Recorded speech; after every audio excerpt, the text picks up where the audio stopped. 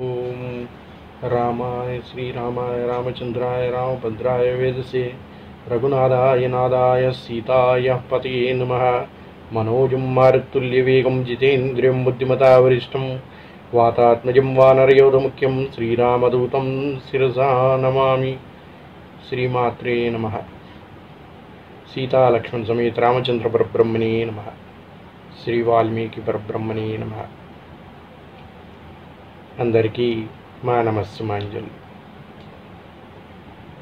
మా స్పేస్లో శ్రీమద్ రామాయణాన్ని ప్రవచించుకుంటున్నాం కదా. ఇప్పటి వరకు కిష్కింధకాండలో జరిగినటువంటి విశేషాల గురించి మనం ప్రవచించుకుంటూ వస్తున్నాం. వాలి వధ జరిగింది. కిష్కింధలో సుగ్రీవునికి అభిషేకం జరిగింది. సుగ్రీవునికి ఇచ్చిన కాలము గడిచింది. సీతా అన్వేషణకై శ్రీరామచంద్రుడు ఎదురు చూస్తూ ఉండగా వానరసేనంతా దిగింది. ఇక్కడి నుంచి ఈ అధ్యాయాన్ని మనం ప్రారంభించుకుందాం. ఒకమారు ఆ అమ్మ సీతమ్మని తలుచుకుంటూ సీతా అన్వేషణని ఏ విధంగా ప్రారంభిస్తున్నారు ఈ వానరసేన అనే విషయాన్ని ఈ అధ్యాయంలో మనం ముందుకు నడుచుకుంటూ వెళ్దాం. శ్రీమాత్రే నమః. శ్రీ మహాలక్ష్మీ స్వరూపిణి సీతా మహాలక్ష్మీ దేవతాభ్యో నమః. శ్రీరామ కార్యాన్ని నిర్వర్తించడానికి సమస్త వానర సైన్యం దిగిందంట కిష్కింధకి. ఆ వానర వీరులంతా కూడా వేరు వేరు ప్రాంతాల నుంచి వివిధ రంగాల్లో వివిధ వర్ణాల్లో ఉన్నారు. వారిని అందరినీ శ్రీరాముడికి పరిచయం చేస్తూ ఈ విధంగా వివరిస్తున్నాడు సుగ్రీవుడు. అందరినీ వారి సేనాబల వివరాలతో తెలియజేసి సుగ్రీవుడు రామునితో, ఓ రామవంశీయోధుడా, వీరందరూ మహాబలులు, అవేక యుద్ధాలతో ఆరితేరిన హరిభయంకరుడు, ప్రభాకార్య నిర్వహణశీలులు, వీరందరూ నీ ఆజ్ఞబద్ధులు. అనగా రాముడు, మిత్రమా, దీశాలివి, సమయజ్ఞుడు, పరాక్రమశీలివి, నీకు నేను చెప్పాలా? ముందు సీత జాడ తెలియాలి, అనంతరం రావణ వధ సన్నాహాలు జరగాలి. అందుకు అవసరమైన ఆజ్ఞలు అందించు అనగా సుగ్రీవుడు తన యోధోతులతో వినుతిని వైపు తిరిగి, ఓ సేనావతి, దేశాలు తెలిసిన, కాలజ్ఞానం ఎరిగిన, నీతి విధులైన వానర సేనలకు 1,00,000 మందిని వెంట పెట్టుకొని తూర్పు దిక్కున వెళ్ళు. నదీ నదకాసాన సాగర ప్రాంతాల్లో అంగుళం విడవకుండా రావణుడి జాడలు పసికట్టి అక్కడ సీత ఉన్నదేమో చూడాలి అని చెప్పాడు. నువ్వు వెళ్ళే దారిలో సరయు, భగీరథ, శోణభద్ర, సరస్వతి, యమునా నదులు ఉన్నాయి. కాశీ, కోతల, విదేహి, మగధ, పుండ్ర, వంగ దేశాలు ఉన్నాయి. ఆయా నదీ తీరాల్లో, సాగర వనాలలో అన్వేషించాలి. మందరాచాల్లో, సానుపూసుల్లో ఎన్నో నగరాలు వెలిశాయి, అక్కడ కూడా చూడాలి. ఆ ప్రాంతాల్లో కొందరు చెవులు లేనివారు, ముక్కులు లేనివారు, పెదవులు చెవులుగా గలవారు, లోహముక్కులు, మహాబలులు వచ్చి చేపలు తినేవారు, నరబుక్కులు, బంగారు కాంతితో సొగసు ఉండేవారు, జలచరాల వలె నిరంతరం నీటిలో ఉండేవారు, పెద్ద పులులు వంటి వారు ఉన్నారు. ఇంకా పైకి వెళ్తుంటే రత్న సమృద్ధమైన యువద్వీపము, దానినే సువర్ణద్వీపము అంటారు. అది దాటితే శిఖర పర్వతం, దాని శిఖరాల్లో ఆకాశాన్ని అంటుతాయి. అది దేవ దానవ విహారభూమి. అక్కడ గరుద్గరులతో నిశ్చలేటి తీరాల్లో జానకిని దాచవచ్చు. ఆ పర్వతం దాటితే ఎర్రని నీటితో నిండిన శోణనదం ఉన్నది. దాని కాపలది చరణ విహార భూములు ఉన్నాయి. ఇంకా ముందుకు సాగితే ప్రపంచన వేగానికి ఉత్తంగ తరాల్లో భయంకరంగా కనిపించే సముద్ర ద్వీపాలు ఉన్నాయి. ఆ సముద్రంలో అతికాయులైన అసురులు ఉన్నారు. ఆ సాగరం మీద విహరించేవారు నీడను పట్టి క్రిందకి లాగుతారు వారు. అందుచేత ఆ ఛాయాగ్రహులు విషమై జాగరూకులుగా ఉండాలి. అది దాటితే అరుణవర్ణ జలాలతో మరింత భయానక సముద్రం ఉన్నది. ఆ లోహత సముద్ర ద్వీపంలో శిల్మిలా వృక్షం, అక్కడే వైనతేని ఆవాసం. ఆ పరిసర పర్వత శిఖరాలపై మలదేహ రాక్షసులు విహరిస్తుంటారు. ఉభయ సంధ్యల్లో విప్రశ్రేష్ఠులు సూర్యాపాసన వేళ విడిచే అర్ఘ్యజాతాదులు వారు సముద్రంలో పడుతుంటారు. మళ్ళీ సూర్యకాంతి రూపంలో పైకి లేస్తారు. అది దాటితే క్షీర సముద్రం, దాని మధ్య ఋషభ పర్వతం. ఆ పర్వతం అంతా దివ్యగంధ పూరిత పుష్ప సంభూరిత వృక్షాలతో ఉంటుంది. ఆ వృక్ష సమూహ మధ్యంలో సుదర్శన సరోవరం. ఆ సరోవరంలో రాజహంసలు కలస్వనాలు ఉన్నాయి. ఆ తీరాల్లో యక్షకిన్నెర చరణులు విహరిస్తారు. ఆ క్షీరసాగరం అవనతల మంచినీటి సముద్రం. దానిలోని ఓర్వని క్రోధం నుండి పుట్టిన బడవాగ్ని. ఆ అగ్నిజ్వాలలో అక్కడ నీరు నిరంతరం కుతకుతలాడుతూ ఉంటుంది. ఈ సముద్రానికి ఉత్తరాన 13 యోజనాల విశాలమైన జాతరూప శిలాపర్వతం. అక్కడ చంద్రకాంతులను వెదజల్లే పద్మతల విశాల నేత్రాలు కల మహాసర్పం, 1000 పడగలు కల ఆ సర్పాన్ని అనంతుడిగా అర్చిస్తారు. అక్కడే సువర్ణతలా వృక్షం ఉన్నది. అది తూర్పుకు సరిహద్దు. అక్కడున్నది ఉదయాచలం. అది శిఖరం 100 యోజనాలు నిడివిలో ఆకాశాన్ని అంటుతుంటుంది. దాని నిండా శాలతాల తమల వృక్షాలు బారులు తీరి ఉంటాయి. దానికి యోజనం వెడల్పు 10 యోజనాలు నిడివి కల శిఖరం ఉంది. అది సౌమవనం. ప్రాచీన కాలంలో మహావిష్ణువు మేరువుపై ఒక పాదం ఉంచి రెండవ పాదం సోమ మీద ఉంచాడని చెప్తారు. జంబుద్వీపానికి ఉత్తరంగా ప్రయాణం చేసే సూర్యుడు ఈ శిఖరం మీదే ప్రస్ఫుటంగా దర్శనమిస్తాడు.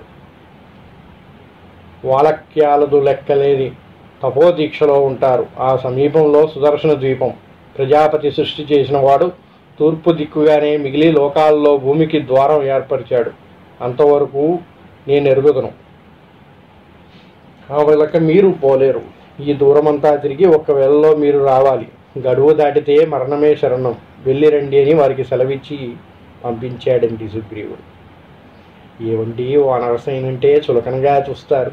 కోతులది ఏముంది, అవేమీ చేస్తాయి అనుకుంటారు. కానీ మనుషుల కన్నా బలవంతులు ఉంటాయి ఈ వానరులు. వాళ్లకున్న తెలివితేటలు చూస్తే రామాయణంలో ఏ విధంగా వర్ణించారో చూడండి.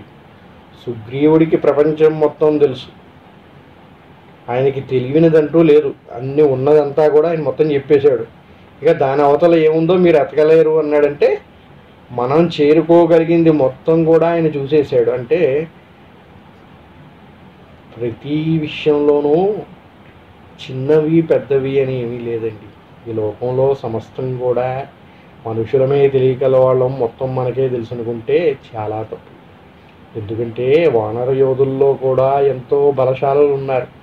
రావణ్ణి ఎదిరించే ఎంత బలశాలులు ఉన్నారంటే ఒక విధంగా చెప్పాలంటే రావణుణ్ణి రాముడే ఎదిరించలేడు. విభీషణుడు శక్తి వల్ల, విభీషణుడు సహచర్యం వల్లే రావణుణ్ణి రాముడు సంహరించాడే కానీ లేకపోతే రాముడు వల్ల కూడా కాదు. ఆంజనేయుడు వీళ్ళందరూ సహాయం, వానరసేన సహాయం లేకపోతే లంకని జయించటం అసంభవం. అంటే ఎంత బలవంతుల్లో వానరులు చూడండి. వానరులు అనగానే తీసిపడేయకండి. రామాయణంలో అతి ముఖ్యమైన వారు వానరులు. చూశారు కదా వారి బలాలు ఎటువంటివో. సేనాని మీరు దక్షిణ దిశగా వెళ్ళాలి. నీ వెంట గజ గవయ గవాక్ష సుషేణ వృషభ మైంద ద్వివిధ విజయ గంధమాధవ ఉల్కమూక అంగద జంబవంత హనుమంతులుంటారు. మీకు అంగదుడు నాయకుడు. మీరు సాగే దారిలో ముందుకు 1000 శిఖరాలు వింధ్యాచలం. అది దాటుతుంటే నర్మదా, గోదావరి, కృష్ణవేణి, కావేరి, తామ్రవర్ణి నదులుంటాయి. మేకల, ఉత్కల, దశర్ణ, విదర్భ, కళింగ దేశాలు. అవి విడితే దండకారణ్యం. గోదావరి తీరాన సహితంగా అన్వేషించాలి. దండకాటివి దాటితే ఆంధ్ర, చోళ, పాండ్య, కేరళాలు, వాటి పరిసరాల్లో మహాపర్వతాలు. అది దాటితే కావేరి. అక్కడికి దగ్గరలో మలయగిరి. అక్కడే అగస్త్య మహర్షి తపోదీక్షలో ఉంటారు. ఆ మహర్షికి నమస్కరించకుండా వెళ్ళవద్దు. అక్కడే మహేంద్ర పర్వతం. దాని మీద యక్ష సిద్ధ చారణులు. ఇంద్రుడు పర్వదినాల్లో సాగర స్నానానికి ఇక్కడికే వస్తాడు అంటారు. దాని ఆనుకోని సముద్రం. ఆ సముద్రానికి శతయోజన దూరంలో ద్వీపం. అది రావణవాసం. అందులో అడుగు పెట్టడం అసాధ్యం. అక్కడికి వెళ్ళి మూలమూలలా వెతకాలి. ఈ సముద్రంలో అంగారకమవ ఛాయాగ్రహం ఉంది. మన నీడ పడితే చాలు దీని మీద క్రిందకి లాగి కబలిస్తుంది. లంకా ద్వీపం దాటితే బంగారు కాంతి లేని శిఖరం, రజతవర్ణ శోభిలే శిఖరం కనిపిస్తాయి. వాటిని దాటితే సూర్యవంత దర్గం. దాని కావల వైద్యత్వ పర్వతం. దాని మీద ఎన్నో ఫలాలు, మధుర మధుర తేనెలు. వాటిని అరగించి ముందుకు సాగితే కుంజర పర్వతం. దాని మీద అతి విశాలమైన భవనం విశ్వకర్మ నిర్మించి అగస్త్యులు వారికి ఇచ్చాడు. దాని సమీపంలో సర్వసర్పవనం భగవతి, అక్కడే సర్పప్రభువు వాసికి ఉంటాడు.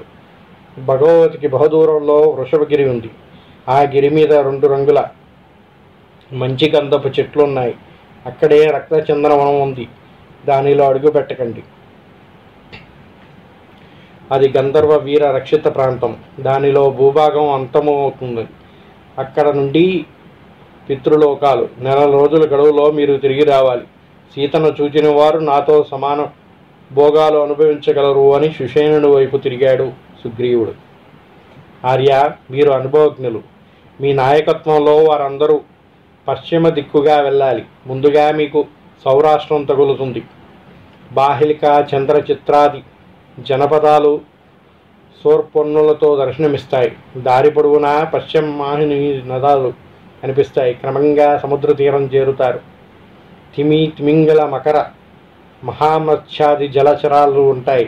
ఆ ప్రాంతం నిండా మొగలి డొంకలు, తమల వృక్షాలు, కొబ్బరి తోటలు, తీరం వెంబడి ఎన్నో గ్రామాలు, నగరాలు, వాసులు. అక్కడ సింధు సాగర ప్రాంతంలో హేమశిఖరం ఉన్నది. ఆ శిఖరం మీద రెక్కల సింహాలు, అవి ఏనుగుల వంటి జంతువులను వేటాడి భక్షిస్తాయి. అక్కడ మాత్రం మీరు కామరూపంలో తిరగాలి. ఇది దాటితే పరియాత్ర కులపర్వతం సముద్ర మధ్యంలో ఉంటుంది. దాని శిఖరం 100 యోజనాల విశాలం. అక్కడే కోట్ల సంఖ్యలో గంధర్వులు. వారు మహాబలిష్ఠులు కనుక వారిని కవ్వించకండి. అక్కడ సీత లేకపోతే వజ్రగిరికి దాకా వెళ్ళండి. ఆ గుహల్లో దాచవచ్చు రావణుడు. సముద్ర తరంగాలను తాకుతూ చక్రవంతం. దాని మీద 1000 రేకుల చక్రం నిర్మించారు విశ్వకర్మ. అది దాటితే 6-10 యోజనాల విశాలమైన వరాహగిరి. దాని దగ్గరే ప్రాగ్జ్యోతిష్యపురం. ఆ నగరాన్ని అన్వేషించి ముందుకు వెళితే క్రూరముఖ సంభారితమైన పర్వత శ్రేణులు. అందులో మేఘవంతం మీద ఇంద్రుడు బట్ట బిషుక్తుడు. దాని కవల సువర్ణకాంతులేని 60,000 పర్వతాలు కనబడతాయి. దాని మీద ప్రతి వస్తువు బంగారపు రంగుతోనే ఉంటుంది. సూర్యుని అనుగ్రహ విశేషం వల్ల అక్కడ దేవదానవ గంధర్వులు కూడా హేమవర్ణులే. ఆ పర్వత శ్రేణిని సుమేరు అంటారు. అక్కడ దేవ గంధర్వగణాలు సూర్యోపాసనలు చేస్తాయి. అక్కడే అస్తగిరి. ఈ ప్రాంతాన సూర్యుడు అర్ధముహూర్త వ్యవధిలో 10,000 యోజనాలు ప్రయాణం చేసి అస్తమిస్తాడు. అక్కడే విశ్వకర్మ నిర్మితమైన మహాసౌధంలో వరుణుడు నివసిస్తుంటాడు. మేరువుకి ఆస్థాచలాల మధ్య సువర్ణ వేదిక. దాని మీద పరిశికలకు ఒక తలావృక్షం. అక్కడే మేరు సువర్ణ మహర్షి ఉంటాడు. ఆయనకు పాదావందనం చేసి జానకీదేవి జాడ అడగండి. ఇక ముందుకు మనం వెళ్ళలేము. అంతవరకు అన్వేషించి నెలలో తిరిగి రావాలి మీరు అని మరో దిక్కునున్న శతబలి వైపు తిరిగాడు. మీరు ఉత్తర దిశగా వెళ్ళండి. ముందుగా హిమవంతం. దాని పరిసరాల్లో మ్లేచ్ఛ, కళింద, సురసేన, ప్రస్థాల, భరత, కురు, మద్రక, కాంబోజ, యవన, శోక, చీన, పరమచీన, దరద, నిహార దేశాలున్నాయి. అది దాటితే సౌమాశ్రమం, తర్వాత హేమగర్భం, సుదర్శనం, దేవసుఖం. అవి దాటితే శతయోజన విస్తరణలో నిర్జీవమైన ధనం. అక్కడ నది ఉండదు, చెట్లు మొలవు, జీవకోటి జాడ కనిపించదు. దాని కావల కైలాసం ఉన్నది. అక్కడ కుబేర భవనం. ఆ సమీపంలో సుందర కమలాలు నిండిన సరోవరం. దానిని కావల రాంచగిరి. దీని మీద చెట్టు చేమ ఉండవు. ఉండకపోయినా వివిధ జాతుల పక్షులుంటాయి. ఆ పైన మైనాకం. అక్కడ అశ్వముఖ స్త్రీలుంటారు. ఇంకా ముందుకు వెళ్తే బంగారు పద్మాలతో వైకానస సరోవరం. ఇక్కడే కుబేరుని భద్రగజం సార్వభౌమం విహరిస్తుంటుంది. దాని కిరణ సంగమంతో ఇంకా సాగితే అద్యంతరహితమైన గృహ నక్షత్ర శూన్యమైన ఆకాశం. సూర్యుడు లేకపోయినా అక్కడ వెలుతురుంటుంది. సిద్ధులు, దేవతలు అక్కడ తపోదీక్షలో ఉంటారు. అది దాటి వెళ్ళండి. సైతోద నది కనిపిస్తుంది. దాని కిరువంకల విదురువనాలు. అక్కడే ఉత్తర కురు భూములు. ఆ భూములలో లతావృక్షాలు సుగంధ సంహిత పుష్పాలతో ఉంటాయి. అక్కడ విద్యా దరగణలుంటాయి. ఈ ప్రాంతం దాటితే ఉత్తర సముద్రం. దీనిలో సోమగిరి. ఇక్కడ సూర్యరశ్మి లేకున్నా ఆ పర్వత కాంతితో ఎప్పుడూ వెలుగుతూ ఉంటుంది. ఆ ఎగువన ఏకాదశ రుద్రభూములు. అనంతరం బ్రహ్మలోకం. అయితే ఉత్తర కురుభూములు దాటి మీరు వెళ్ళనవసరం లేదు. బయలుదేరండి, నెల రోజుల్లో తిరిగి రావాలి అని అందరికీ సెలవిచ్చి హనుమంతుడిని దగ్గరికి పిలిచాడు సుగ్రీవు. అంజనీనందన, నువ్వు ఎక్కడికైనా నిరాఘాటంగా వెళ్ళగలవాడివి. దేవ గంధర్వ యక్ష రాక్షస వనాలు భూములన్నీ నీకు తెలిసినవే. నదీ నదా సాగరాలను లంఘించడంలో నీ తండ్రి వాయువు సమానుడు. దేశ కాలజ్ఞాన సంపన్న నీతో కోవిదుడు ఎవరూ లేరు. అందుచేత ఈ కార్యభారం నీ మీదే ఉన్నది అని వెన్ను తట్టాడు సుగ్రీవుడు. అది చూసిన రాముడు, హనుమా, ఇదిగో ఈ అంగుళీకం భద్రంగా నీ దగ్గర ఉంచు. నా నామాంకితమైన ఈ ముద్రిక చూపితే జానకి నిన్ను విశ్వసిస్తుంది. నీ వల్లనే జానకి నాకు లభిస్తుంది అన్నాడు శ్రీరాముడు. చూశారా అండి, శ్రీరాముడికి ఆంజనేయుడి గురించి ముందే తెలుసు. కానీ మానవావతారంలో ఉన్నాడు కనుక మానవుడుగానే ప్రవర్తించాలి కాబట్టి ఇప్పటి వరకు అది ఎవరు చేస్తారని తెలిసినా కూడా అందరికీ సుగ్రీవుడు ఆజ్ఞాపిస్తుంటే చూస్తూ ఉన్నాడు. కానీ అంగుళీకం మాత్రం హనుమంతుడికి మాత్రమే ఇచ్చాడండి రాముడు. సుగ్రీవుని ఆజ్ఞానుసారం వానర వీరులు నలుదిక్కులా బయలుదేరారు. మిడతల దండులా సాగుతున్నారు. రావణుని వధించి జానకిని తెస్తాం, పర్వతాలు పిండి చేసి మహావృక్షాలు ముక్కలు ముక్కలు చేసి మూలమూలలా వెతికి రావణుని హతమారుస్తాం అనుకుంటూ వెళ్తున్నారు వాళ్ళందరూ కూడా. బయలుదేరించి వెళ్ళిన తర్వాత రాముడు సుగ్రీవుడితో ఈ విధంగా అంటున్నాడు. వానరేశ్వర, ఈ భూమండలం అంతా వర్ణించావే, ఇదంతా నువ్వు ఎప్పుడు చూసావయ్యా అనగా సుగ్రీవుడు, దుందుబితో పోరాటంలో మా అన్న మరణించాడని తిరిగి వచ్చి నేను సింహాసనం అధివసించిన కొంతకాలంకి మా అన్న వచ్చి నా మీద పగబోని దేశభ్రష్టుణ్ణి చేశాడు. అంతతో ఆగక నన్ను చంపడానికి వెంట తరివాడు. ఆ రోజుల్లో నేను భూమండలం అంతా అంచులు బట్టి చూశాను. ఈ గోళం అలా చక్రం అయింది నా పాలిట. ఉదయాచలం నుంచి అస్తాచలానికి, దక్షిణాచలం నుంచి ఉత్తర దిశాంతానికి ఇలా తిరుగుతున్న రోజుల్లో కొన్నాళ్ళకి హనుమంతుని గుర్తుకొచ్చింది వాలి శాప విషయము. అప్పుడు ఋష్యముఖం మీద స్థిరపడ్డాం. ఇది నా లోక జ్ఞాన కథ అన్నాడు సుగ్రీవుడు. రాముడికి అనుమానం వచ్చిందంట.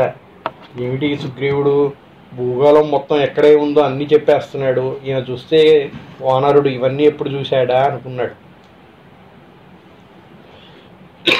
తన సందేహాన్ని నివృత్తి చేయమని సుగ్రీవుడిని అడిగాడంట రాముడు. అప్పుడు చెప్పాడు సుగ్రీవుడు, ఏమి చేయనయ్యా, నాకు మా అన్న వాలితో ఉన్న గొడవ విషయం నీకు తెలిసిందే కదా. నన్ను వధించడానికి ఆయన తీవ్ర ప్రయత్నం చేశాడు. నన్ను వెంటబడి తరిమాడు.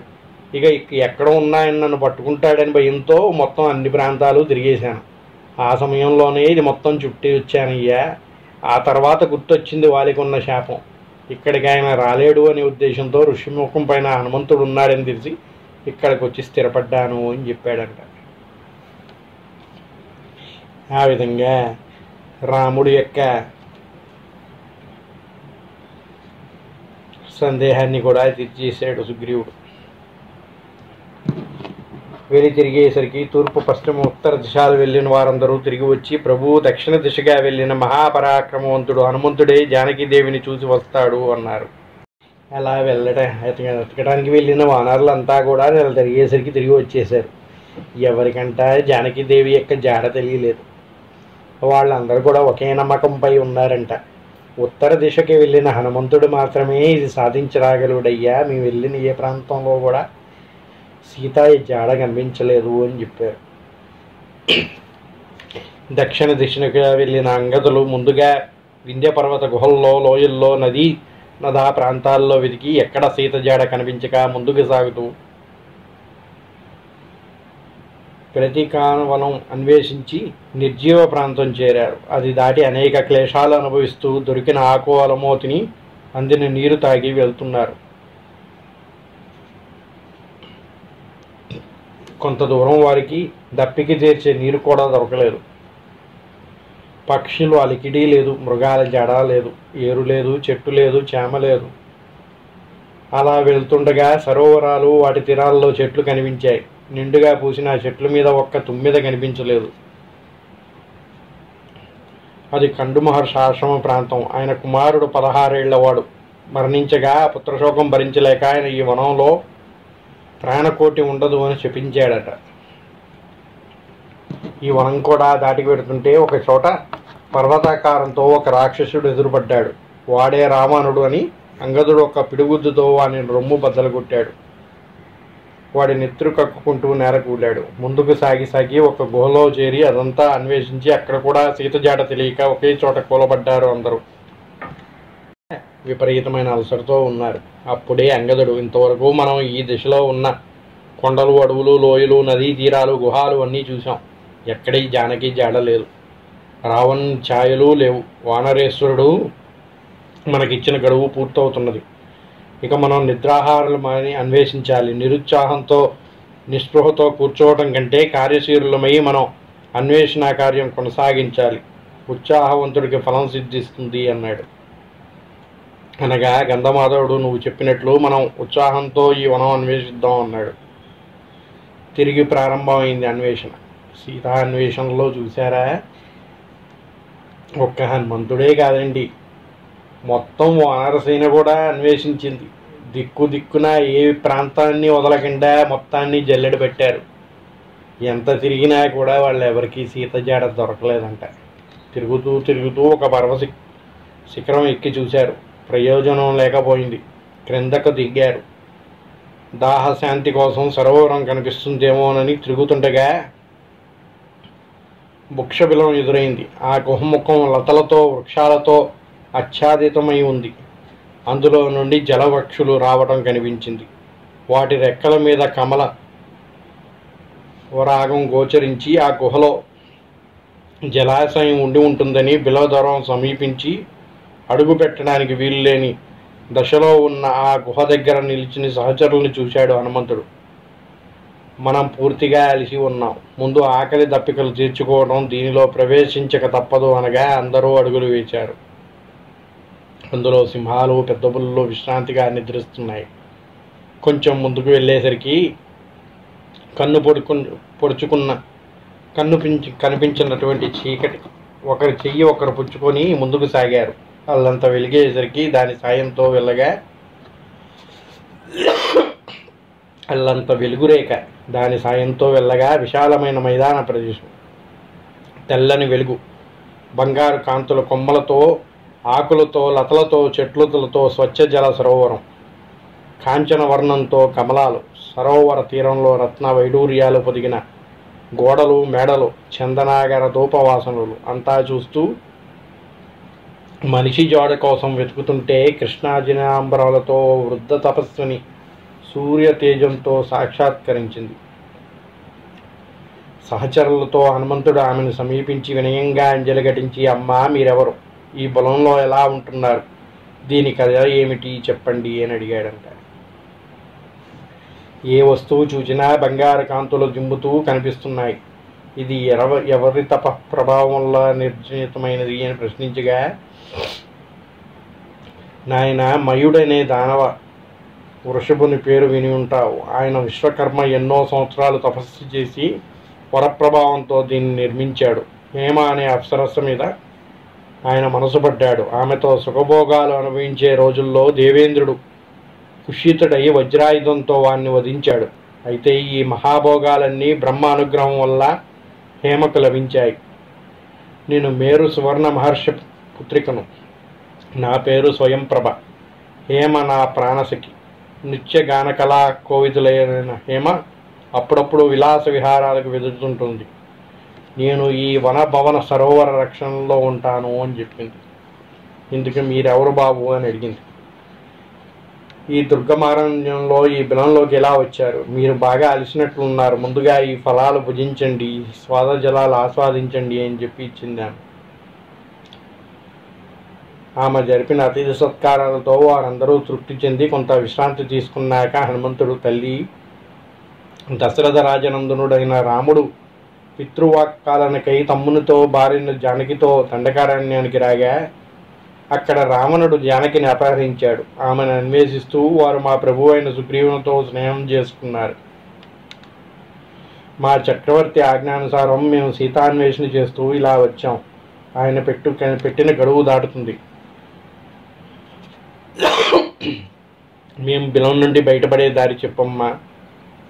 జానకి జాడ తెలిస్తే ఆ మార్గం కూడా చెప్పు తల్లి అన్నాడు. నాయన, ఇందులో అడుగుపెట్టిన వారు ప్రాణాలతో బయటపడరు. అయినా ఒక మంచి పని కోసం మీరు తిరుగుతున్నారు కనుక మిమ్మల్ని నేను ఉద్ధరిస్తాను. అందరూ కన్నులు మూసుకోండి అంది. అంతే, వారు కళ్ళు తెరిచేసరికి సముద్రం ఒడ్డున ఉన్నారు. భీకర ఘోష, ఉత్తంగ తరంగాలు, అంతులేని జలరాశి చూచి ఆశ్చర్యపోతున్న వేళ అంగదుడు తన ఎదుటనున్న పెద్దలందరినీ చూస్తూ సుగ్రీవుడు పెట్టిన గడిచిపోయింది. ప్రభువు హిత కోరి రాజనీతిజ్ఞులైన మహాపరాక్రమ సంపన్నులు మీరు. మీ అందరికీ సుగ్రీవుడు ఎంతో బలీయమైనదో తెలుసు. ఆయన సహజంగా తీవ్ర స్వభావుడు. దానికి తోడు ప్రభువు కూడా అయ్యాడు. మన జానకి జాడ తెలుసుకోలేదు. ఆయన పెట్టిన గడువు దాటింది. ఇక మనందరికీ ఆయన చేతిలో మరణమే శరణ్యం అన్నాడు. ఈ స్థితిలో మనం కిష్కిందకు వెళ్ళి సుగ్రీవుని చేతుల్లో ప్రాణాలను విడవటం కంటే ఇక్కడే నిరాహారలమయ్యి ప్రాయోపవేశం చేద్దాము అని చెప్పాడు. మీరు మరో మాట అనవచ్చు, నన్ను యువరాజు పీఠం ఎక్కించాడు కనుక నా మీద ఆయనకు అభిమానం ఉంటుందని. కానీ చిన్ననాటి నుండి నేనంటే గిట్టనే గిట్టదు. ఆ రఘువంశ వీరుని మాట కాదనలేక నన్ను పదవిలో ఉంచాడు. ఇప్పుడు నేను వాని ఆజ్ఞ పాలించినందుకు నన్ను చిత్రహింసలు చేసి తీరతాడు అన్నాడు. హింసపడటం కంటే ఇక్కడే ప్రాయోపవేశం చేయటం ఉచితం కానిగా మిగిలిన వారు వాని అభిప్రాయంతో ఏకీభవించారు. కానీ సేనాపతి తారుడు, మనం మళ్ళీ ఆ స్వయంప్రభు గుహకు వెళ్దాం. అక్కడే మనకెవరి భీతి లేదు. సుఖంగా ఆహార విహారయోగ్యంగా ఉన్నది అన్నాడు. అందరూ అందుకు అంగీకరించారు. అంగదుని వానర రాజ్యాధిపత్యం సిద్ధించినట్లు అవగతమైంది హనుమంతునికి. దీశాలి పరాక్రమవంతుడైన అంగదుడు ఇప్పుడు ప్రభుకార్య నిర్వహణలో విఫలుడైనందువలన ఈ స్థితిలో ఉన్నాడని గ్రహించి వీరందరినీ ఒక దారిలో తేవడానికి హనుమంతుడు, తారాసుత, యుద్ధభూమిలో తంత్రనించిన పరాక్రమం కల నువ్వు ఈ వానర రాజ్యానికి అభిషిక్తుడైతే వాలిని మించిన పాలకుడు కాగలవు. అయితే ఒక్క మాట మర్చిపోతున్నావు. మన వారందరూ చపల చిత్తులు, చంచల స్వభావులు. మీరు తన భార్యా బిడ్డల్ని కిష్కింధల్లో వదిలి ఎంతకాలం నీ సేవలో ఉంటారు? అదీకాక ఈ మహావీరుడు జంబవంతుడు, తత్సముడు, నీలుడు, తత్సదృశ్యుడు, సేహాద్రుడు, ఇంకా కొందరు సేనానులు నేను మిమ్మల్ని సుగ్రీవుని నుంచి ఎవరు మరలించలేరు. మరొక్క మాట బాబు, ప్రపంచంలోనే నీతివంతుడైన వాడు తనకంటే దుర్బలుని జయించి ఆ రాజ్యాన్ని ఆక్రమించి సింహాసనం ఎక్కుతాడు. అంతేకాని తనకంటే బలవంతునితో వైరం తెచ్చుకొని ప్రాణహాని సహించడు. మనం వచ్చిన పర్వత బిలం ఎవరికి లొంగదనుకుంటున్నారు మీరు? కానీ ఆ బిల్లం చిన్నాభిన్నం చేయటం లక్ష్మణుడికి ఒక క్షణం పని. దేవేంద్రుడు ఒక రంధ్రం కొట్టాడు ఈ పర్వతానికి. కానీ లక్ష్మణుని ఆయుధాలు దీనికి జల్లెడ రూపం కల్పించగలవు. కాకపోయినా ఈ వానరులు ఎంతో కాలం ఈ బిలంలో నీ సేవలో ఉండరని ముందే చెప్పాను. మిత్రబంధుహీనుడై హితోపకార వరకే దూరపడి గడ్డిబ్రోజపతి బతకాలి. అందుచేత ఈ ఆలోచనలకి స్వస్తి చెప్పి కర్తవ్యం ఆలోచించండి. మీ అమ్మకు తారకు కష్టం కలగే పని సుగ్రీవుడు చేస్తాడని ఎన్నడూ ఊహించను. ఆయన అనంతరం ఈ రాజ్యం ఎలాగూ నీకే లభిస్తుంది. ఆయనకు సంతానం లేనప్పుడు నీకు కాక మరెవరికి వస్తుంది అని సామవాక్యాలు పలికి వారికి ధైర్యం కలిగించాడు హనుమంతుడు. హనుమ చిత్తశుద్ధి, పవిత్రాంతర కరుణ లేనివాడు సుగ్రీవుడు. మహామహుడైన అన్నగారు జీవించి ఉండగా ఆయన భార్యను అనుభవించినవాడు. అగ్నిసాక్షిగా రామునితో స్నేహం జరిపి ఆయన చేసిన మేలు మరిచిన కృతజ్ఞుడు. లక్ష్మణ ధనుష్టాంకారం విని భయంతో మనల్ని అన్వేషణకు పంపాడే కానీ అతని మాట నిలబెట్టుకోవాలనే దురదృష్టి కాదు.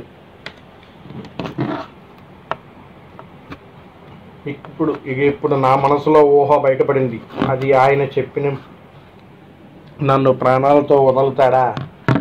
ఈ దశలో ఇక్కడ నీ చావు బ్రతకడం కంటే ఎక్కడో ప్రాణత్యాగం చేస్తాను. మీరందరూ వెళ్ళి రామలక్ష్మణులకు నా అభివాదాలు అందించండి అన్నాడు. మా పినతల్లి బ్రహ్మకు వందనాలు చెప్పండి. మా అమ్మ తార పుత్రశోకంతో బాధపడకుండా ఉపశమనం కలిగించండి అన్నాడు అంగదుడు.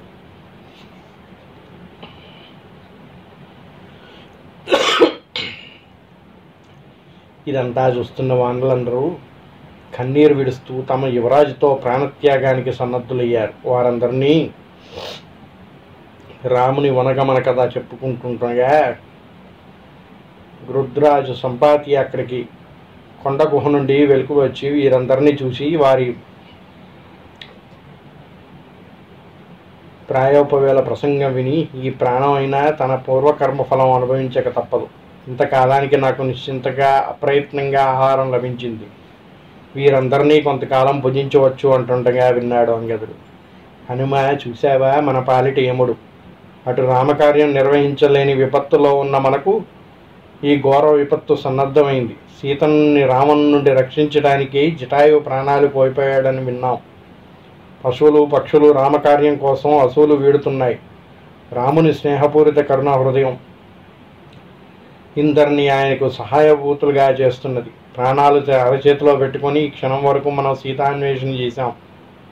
సుగ్రీవి భీతి లేకుండా జటాయువు రావణుని చేతిలో మరణించి మోక్షపదం పొందాడు. ఇక్ష్వాకు వంశీయుడైన దశరథ మహారాజు, గృధ్రరాజు జటాయువు, వానరేశ్వరుడు వాలి, జనస్థానవాసులు కరదూషణుడు ఇందరూ మరణించారు. సీతను రావణుడు ఎత్తుకుపోయాడు. ఇన్నిటికీ మూల కారణం కైకవరం అని అంగదుడు అంటున్నప్పుడు జటాయువు పేరు చెవినబడ్డ సంపాతి కన్నులో నీరు నింపుకొని, నా సోదరుడు జటాయువు మరణించాడని చెప్పి నా గుండెల్లో శూలం నాటిన వాడెవడయ్యా? జనస్థానంలో స్వేచ్ఛాగా మా తమ్ముడికి రాక్షసులతో వైరం ఎందుకు వచ్చింది? ఒకసారి మీరు నన్ను ఈ పర్వతం మీద నుంచి కిందకి దించి మీ కథ వివరంగా చెప్పండి అన్నాడు సంపాతి. సూర్యకిరణాలు వేడికి నా రెక్కలు మాడిపోయి కదలలేకుండా ఉన్నాను అనగా వారందరూ ఒక్కరు ముఖాలు ఒకరు చూసుకుని మీమాంసలో పడి ప్రాయోపవేళ దీక్షతో కృషించి మరణించడం కంటే ఒక్కసారి ఈ పక్షి నోట పడటం మంచిదనుకొని సంపాతి కిందకి దించారు. అంగదుడు తమ వృత్తాంతం, రామ వనాగమనం, అదిగల కథ అంతా చెప్పి రావణుడిని అపహరించిన సీతను అన్వేషిస్తూ ఇలా వచ్చామని చెప్పారు. కన్నుల నీరు విడుస్తూ సంపాతి, వానరులారా, ఆ జటాయువు నా తమ్ముడు. రాక్షసు రావణుడు నా సోదరుణ్ణి చంపినాడు గనుక వినికిడి ఏమి చెయ్యలేను దశలో ఉన్నాను. ఇంద్రుడు వృత్తాసురుడు చంపి నాటి మాట. ఆ రోజుల్లో నేను మా జటాయువు విలాసంగా పోటీపడి సూర్యమండలానికి ఎగురుతున్నాం. 2 జాముల్లా ఎండ వేడి సోకి మా తమ్ముడు సోలిపోతుంటే వాడికి రక్షగా నేను నా రెక్కలు అడ్డుపెట్టాను. ఆ సమయంలో నా రెక్కలు మాడిపోయి ఆ పర్వతం మీద పడ్డాను. అది మొదలు ఈనాటి వరకు వాడి వార్త తెలియలేదు నాకు అన్నాడు సంపాతి. అంగదుడు సంపాతి, అయితే సీతను అపహరించిన రావణుడు ఎక్కడుంటాడో చెప్పు అని అడిగాడు. సంపాతి, నా రెక్కలు మాడిపోయాయి, నా బలం క్షీణించింది. ఎప్పటి వాడినో నేను. దేవదానంలో క్షీరసాగరం మదించడం ఎరుగుదువు కదా. మహావిష్ణువు వామనుడికై ముల్లోకాలు ఆక్రమించాడని చూశాను. అదంతా నాటి మాట. మొన్ననే రావణుడు ఒకనొక అతిలోక సౌందర్యవతి అయిన స్త్రీని అపహరించుకుపోతుండగా చూశాను. ఆమె తన ఆభరణాలను విసిరిస్తూ గుండెలు బాదుకుంటూ రోధిస్తున్నది. ఇప్పుడు గుర్తుకు వచ్చింది.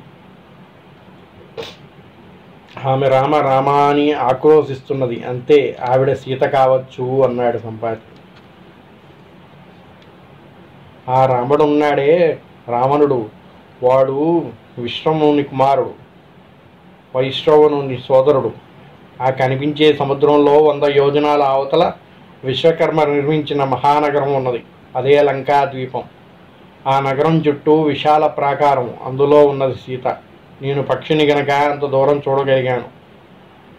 కాయధాన్యాలు తినే పక్షులు ఒక జాతి, వృక్షఫలాలు తినే వృక్షాలు మరొక వర్గం, బలిభోజనం తినే కాకి 3వ శ్రేణి, డేగ 4వ శ్రేణి గ్రంథాలు 5 తిరుగుతీవి, రూప వీరత్వనాలు హంసాలు 6వ శ్రేణి. వీటికి ఆహారాన్ని బట్టి శక్తి ఉంది. ఇన్ని రకాల పక్షుల్లో గృధ్రాజు గరుత్మంతుడు, అత్యంత తీవ్ర వేగంతో వెళ్ళగలవాడు. గమనంలోనే కాదు, మా చూపు కూడా సుదూరాలను అందుకోగలవు. వైనతేయులు వంశీయులైన మా అందరికీ ఆ శక్తి సిద్ధించింది. నాలో ఏమాత్రం శక్తి ఉన్నా ఈ లవణ సముద్రం లంఘించి రావణ్ణి సంహరించి ప్రతీకారం తీర్చుకునేవాడిని. కానీ ఇలా ఉన్నాను. మీరు ప్రయత్నించి ఈ సాగరాన్ని లంఘించి జానకిని చూసి రండి. మీకు శుభము గాక అని సంపాతి దీవించాడు. వానరులు సంపాతి మాట విని పాటించారు. ఆయన తమ్ముడికి ఉదక ప్రదానం చేశారు.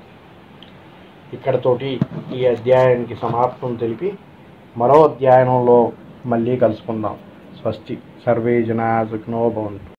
శ్రీరాఘవం దశరథాత్మజమప్రమేయం సీతాపతిం రఘుకులాన్వయరత్నదీపం ఆజానుబాహుం అరవిందదలాయతాక్షం రామం నిశాచర వినాశకరం నమామి. సీతాలక్ష్మణ సమేత రామచంద్ర పరబ్రహ్మణే నమః.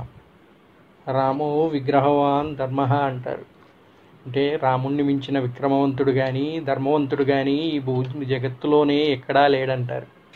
అటువంటి శ్రీరాముని యొక్క చరిత్ర వాల్మీకి విరచించినటువంటి శ్రీమద్ రామాయణాన్ని మనం ఇప్పటి వరకు ప్రవచించుకుంటున్నాం కదా.